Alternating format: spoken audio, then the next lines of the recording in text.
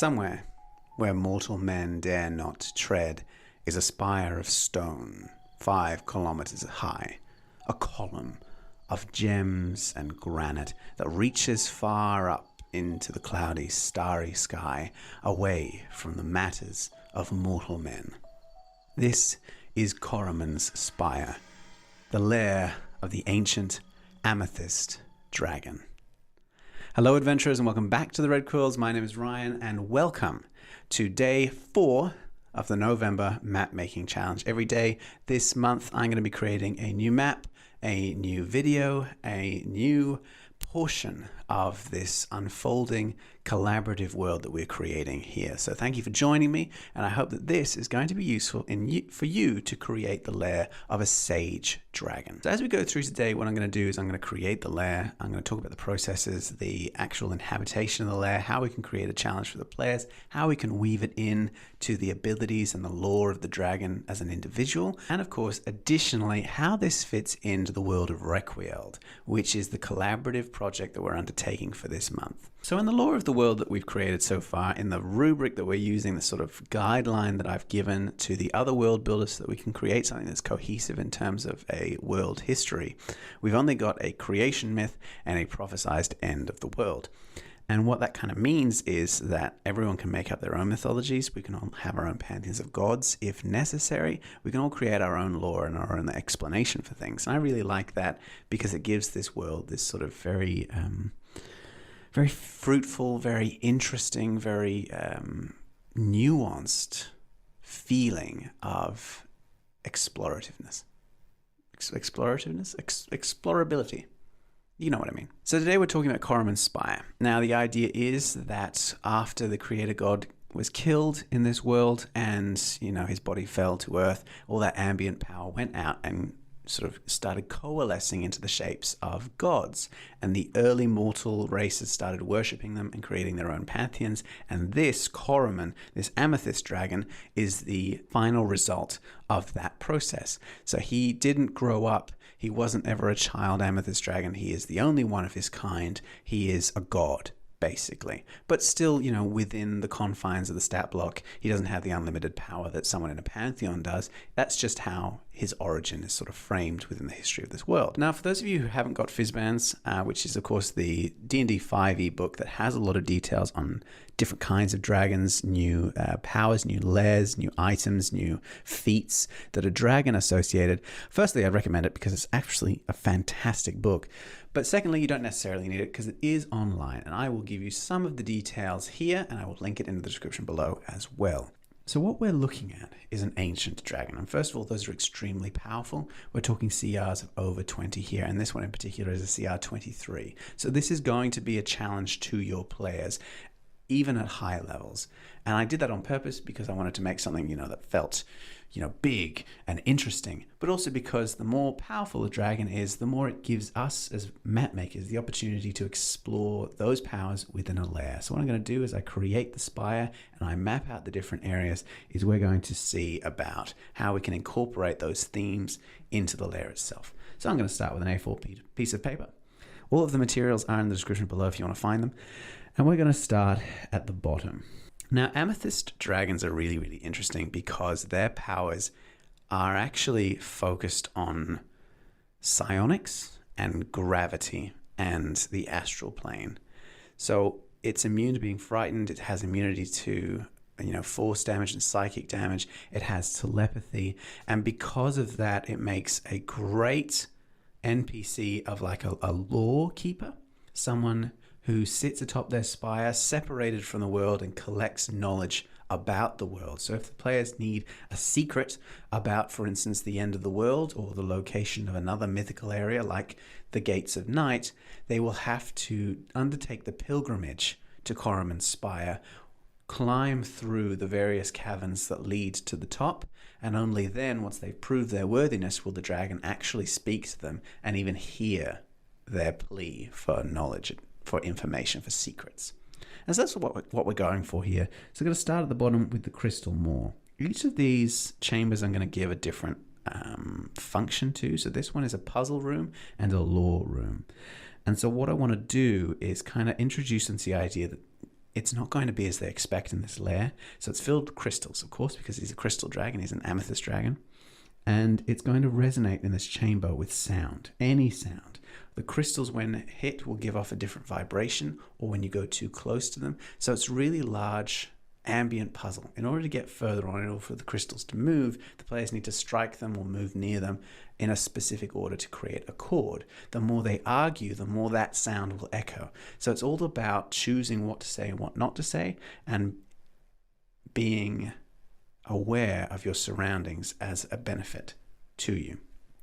So that's just the gate, really. Once we move past that, we're going to get to the walk, which is like a hostile environment, and we want to introduce them to the idea that this is a dragon that can alter gravity, which is, absolutely huge and very worthy of a dragon whose origin is, basically as a god.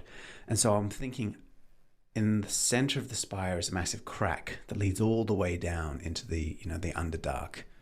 And what we want to do is have several floating islands that sort of wobble above this infinite abyss. The players have to move from one to the other to the other. It's a hostile environment because I don't want them to be stable. I want them to move around and perhaps even tip over. So we want to give them a challenge in the environment that makes them think, but without giving them a combat challenge. So this is all going to be about, dexterity saves, athletics and acrobatics checks, thinking about what materials they can use to stabilize the stones, thinking about counterbalance, thinking about using pockets of gravity within this abyss that they can see by throwing things or, scattering dust or caltrops or ball bearings so that they can evolve their understanding of an anti-gravity field, basically. Once they've moved to the far side and they got to the ledge on the opposite side of the chamber, they can move up into the Star Hall. And here we're going to introduce the idea of the dragon as having powers that are associated with the astral plane. And the way that we can do that and have combat here is that it actually is in the astral plane. It exists both in the material plane and out there. And you can introduce them to combat with creatures that can only be found in the astral plane, like star elves or Githyanki or, solar dragons or anything you can really find in the Spelljammer books, which are really fun and really interesting. But you could also even have it so that you can encounter an aboleth or something like that. But this is your opportunity to have some combat with a hostile entity which isn't necessarily aligned with the dragon, so the dragon is still, fairly neutral towards them, while still giving them the opportunity to, flex those muscles like players really like to do. And having that astral plane as well, they've already dealt with an environment that doesn't have a lot of gravity, so you can introduce that here as well. And finally, once they've gotten through that chamber, they get to the Thoughtkeep. And again, this is going to drive home the idea that this dragon is someone who knows a great deal of information, has gathered over time.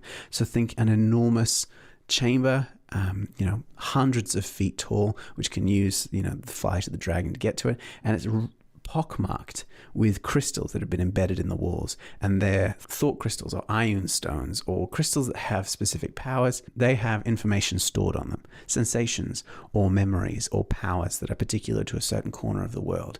And so that is not only lore for them to understand it, but it is also the key to moving further up and is in itself a hostile environment, because if they try to climb the crystals, they're going to have to absorb all of the powers or the information or try to avoid an explosion of power for any of the crystals.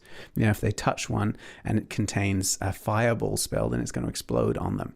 So it's a library that they can and will have to very deliberately maneuver through without getting themselves killed or destroying the library, because that's going to upset the dragon. And perhaps if you want to make it even more interesting, you can introduce the idea of several constructs here who act as librarians, and they can flit around and move through it. You could have golems from the monster manual. If you do have Fizzbands, there are a couple of constructs in there which are particularly good. Or you could bring in Modrons or any of the order-loving creatures from across the multiverse, so that they reinforce the idea that this is not only a neutral dragon, but it's maintaining order in a very specific way. And after that, we get to the top, and that's the Crucible. That's the boss fight if they are going to fight the dragon, but it's more just talking to the NPC. Now, as always, a dragon's lair needs to make good use of its ability to fly, and of all of its various powers. The dragon is resistant to force damage and psychic damage, and is immune to being frightened. So if the crystals, for instance, have the same reactive nature to sound, then perhaps if, anything happens that has a certain amount of sound to it, like the thunder spell or the dragon's singularity breath, it makes all of the various crystals vibrate. And anyone who can hear them within the confines of the lair must make a wisdom saving throw or become frightened. That's not going to affect the dragon because it's immune to being frightened, but it is something that will, kneecap the players. We're always thinking when we're creating a lair, how you can create it so that it plays to the enemy's strength and weakens the players, so that the environment is as much a part of the challenge as the enemy itself. Now, there's other things here too. I haven't got an area for the Hoard. I was thinking of coming back and doing the Hoard on another day because, again, I have limited time to make these videos because I'm coming out with one a day. So I will come back and do the Hoard, and there's a lot to be said there. But the other thing that I wanted to note is that the dragon as a neutral creature is going to be wanting to test people. And although the entire lair is a test in a specific way, being able to change shape as an ancient Amythest dragon gives it the opportunity to talk to the players as something other than an Amythest dragon earlier in the lair, to gauge their intentions, to, weigh their worthiness, to figure out whether or not the dragon actually wants to deal with them. And if it doesn't, then it can attack them at the top of the lair, or throw them off the side of the cliff, or even just fly away, in which case they have to climb all the way back down, and that's no fun for anyone. Remember when you do that you want to be using the legendary actions of the dragon, but more particularly, in addition to making the lair hostile to intruders and beneficial for the dragon, you want to be using the lair actions as well. Now, I have talked about lair actions in the past, but just to make it clear what they are, lair actions are something that the dragon can activate on initiative count 20, and there are 3 different options. You've got the Beguiling Whisper, which is a wisdom saving throw against being charmed by the dragon until the next turn. And so that's fun to take one of the players out of it. You could imprison someone, which is using the Force Cage spell, which lasts until the player uses it again or dies, which is, again, fantastic for keeping the players separated from one another. I cannot stress how great that is for splitting the players up, forcing them to think tactically, and making them desperate. Or the spatial projection. And I get this one has the fiddly sort of wording, but the idea is that it can occupy 2 spaces as well as 1. So if you've got an effect that you want to be able to hit different people, if you want to split their focus, if you want to try to flee, it's not one and the other is an illusion. It is both. But if something affects both of those illusions, it's only affected once. So you think of it as being the ability to spread out the effects of its attacks and its awareness of what is happening over different areas. So cover, for instance, for the players becomes a lot less useful for them. And that brings us to the end of Khoraman's Spire. Again, there's so much to talk about when creating dragons. I've made a video on green dragons in the past, and I talked about how you can set them up at the end of the campaign. This is purely focused on how you can create a lair out of its powers, out of its lore of how much it knows, out of its ability to be neutral, out of its association with the astral plane, and of course out of its gravity altering abilities. And if you pile all those together, you get a lair like this one, which is a challenge without pushing them against the dragon too early. So that's how we create an NPC that is neutral, but is still a challenge to get to as well. And so overall, I hope you enjoyed this video. I hope it was very useful to you. Again, comment below if you liked it. Tell me what you thought. Like this video, subscribe if you haven't watched, if you find this useful. And last of all, before you go, the challenge for tomorrow. This is Khoraman's Spire. It is the lair for an Amythest dragon. Tomorrow's challenge is to create a temple that is headed up by a religious order, like a cult lair. And what I'm going to do is I'm going to create the Temple of the Knight's Vale. I made the Gates of Night yesterday. This is going to be the headquarters for the Knights of Vane. So if you want to create a cult headquarters, I want you to think about the functionality of it. How do you make it functional? How do you store their food? How do they live day to day, as well as it being a challenge for the players to infiltrate? That's what we're going to be talking about tomorrow. So tune in then, and I will see you then for the continuation of the Map Vember challenge. Thank you for joining me. Happy mapping.